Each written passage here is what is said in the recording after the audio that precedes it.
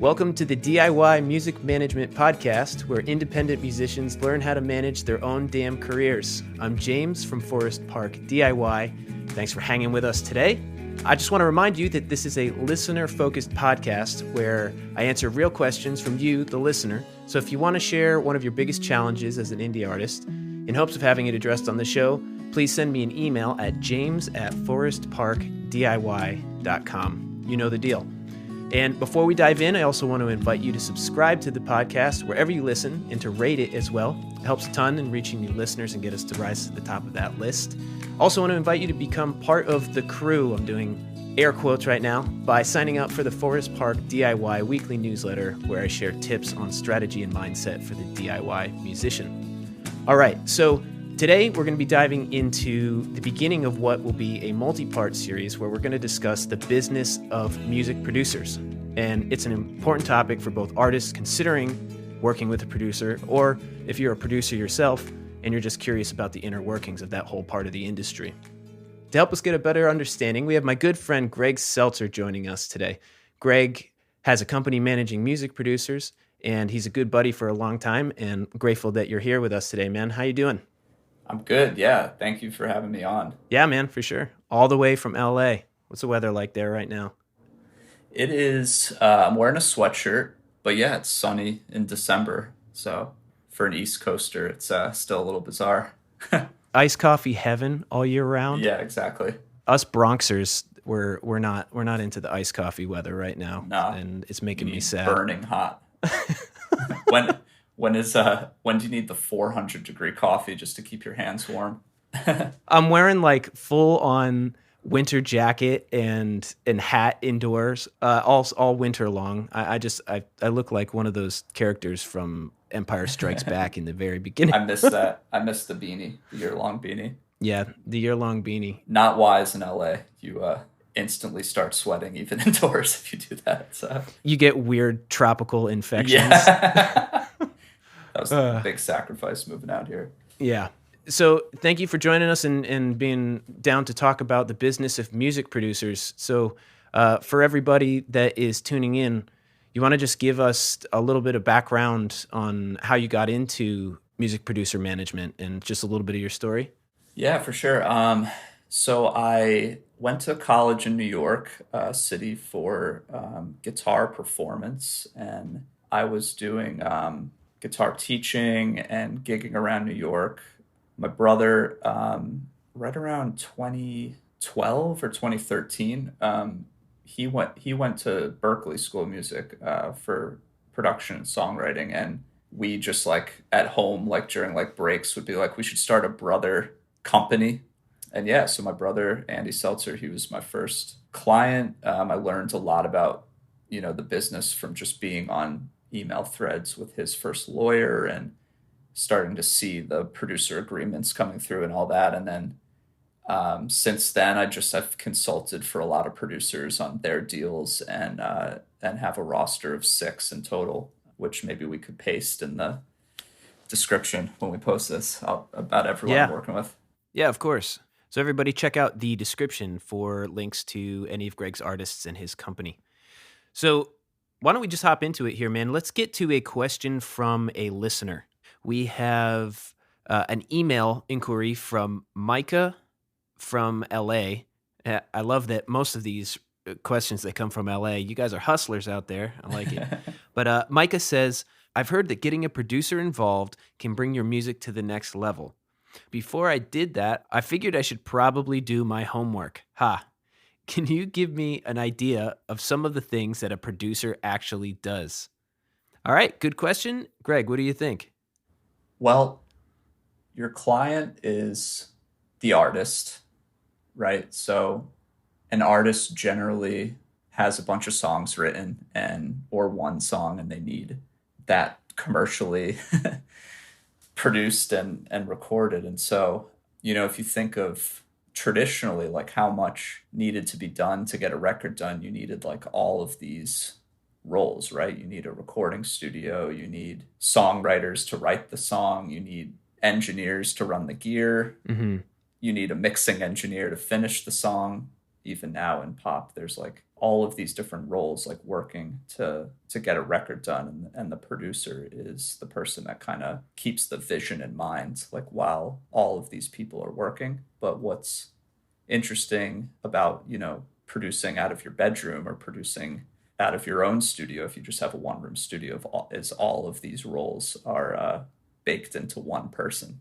so Right. typically an artist is showing up, and there's this one person who's like helping in the songwriting, the technical aspects of recording, keeping the vision and the taste of the artist in mind, like making the record, and engineering all the vocals, comping the vocals with the artist, tuning them, staying in touch with the artist like over text and email with different versions of the track, and mixing it, prepping those files for the mixer, for the mastering. So you're kind of, in a way, it's like when the film industry is like, we need to get a film produced, they know exactly like how to corral all these different roles together to get a movie done. But it's the same in music, but you're typically these days coming across, and my clients too are mostly like one-stop shops. They're doing all of this. Right. Yeah, it seems more common these days.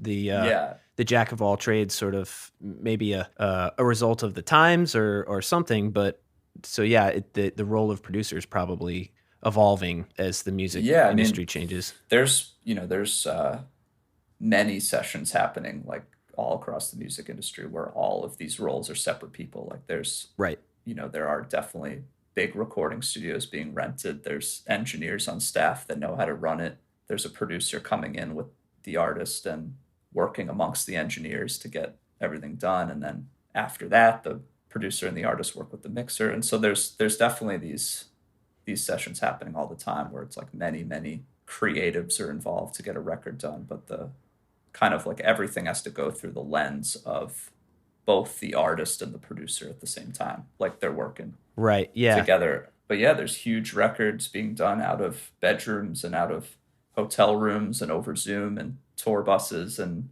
crazy. And all of those roles are baked into one human. Yeah. Which is a lot of work. Yeah. Yeah. Before, when you had studios where you had a different person for every job, and you even had somebody to come in and bring the iced coffees and Lysol the fluids off the couch, and oh man, yeah. Lysol's not strong enough for that. No, I guess not. In a studio. Yeah, now the producer needs to do it all. So the role of a producer, it varies based on the specifics of the situation, but we're seeing a huge spectrum here. We're seeing big scale productions where you're wrangling a whole bunch of different personnel, to bedroom productions that aren't necessarily small in terms of their potential reach, but maybe in terms of their size, which is cool. Yeah, and I mean, simply like the answer is the producer gets a song done. Nice. And it's kind of easier said than done for many people, because I know I've seen a lot of producers that I've consulted for that kind of realize they're more in the engineering, they're more in the additional production. Right. They're more in the songwriting lanes, but because a lot of people have a hard time saying this is done and telling an artist like this is, helping an artist get to that conclusion together, like, well, this is good, and working with the teams. And I've seen some people get stuck where they have like version 1 through 6 different versions of a record, and they're like, it's fucking brutal. This is like, is 5 better than 3? And they're texting it around to all these people. But clients that I work with, they know when they're at final. That's awesome. That is so helpful. Yeah, like, and that's like, one of the things that why I love the management role so much, because when I was in the creative role, like I don't have that ability, like when I was trying to produce a little bit, like, you pull open a folder of snare drums and it's like, should I use snare drum 1 or snare drum 17 or 89? And then 4 hours later, I don't have, I'm still on first one, but like, I'll see. Your eardrums are bleeding and you're just like, I think this is the one. I'll see, like, especially on the Zoom sessions now, it's like an artist will say like, I'm kind of feeling this vibe, and the producers have to know like, I'm using snare 89, I'm using this Yeah. bass, I'm using this, and this is going to be how we're getting this done. And so, Yeah, that's awesome. What a great distinction to distill that down, that the producer's job is to get the damn song done.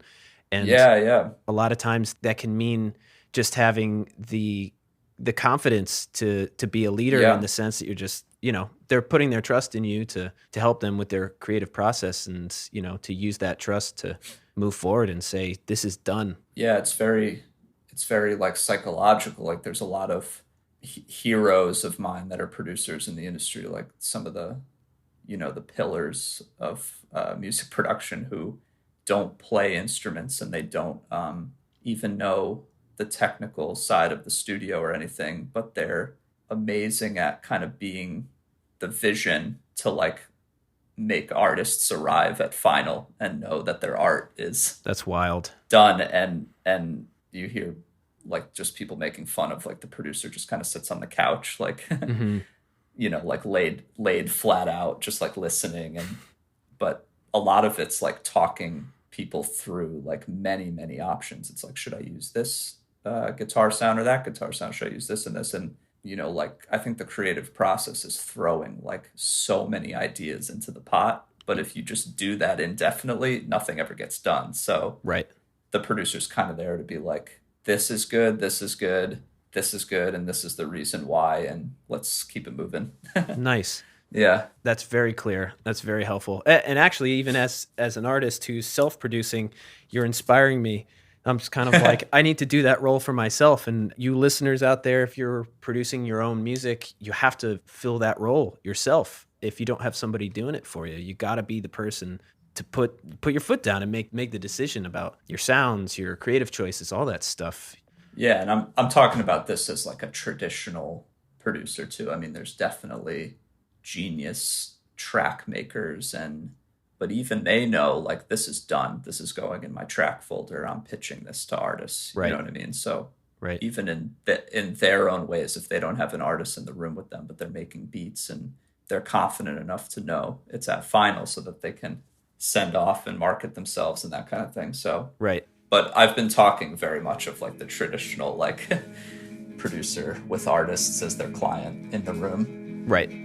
getting it to final. So All right, so that'll do it for us for the first part of our multi-part series, where I'm going to be talking with Greg Seltzer, producer manager, about the business of music production. We've got some other really cool conversations that I'll be posting in the following weeks. But that'll be it for today. So thanks so much to my guest, Greg Seltzer, and to you for tuning in to the DIY Music Management Podcast. And if you'd like even more information on tips and strategies for the DIY musician, I encourage you to sign up for the Forest Park DIY weekly newsletter. You can go to forestparkdiy.com/newsletter and sign up there. And finally, please comment, like, subscribe, smoke signal, share, Twitter, pigeon carrier, I don't know what the hell, about this podcast. We'd like to share this with as many musicians as possible. Times are rough out there and everybody needs a little help. Thanks so much for tuning in. My name is James, and I hope to catch you next time on the DIY Music Management Podcast.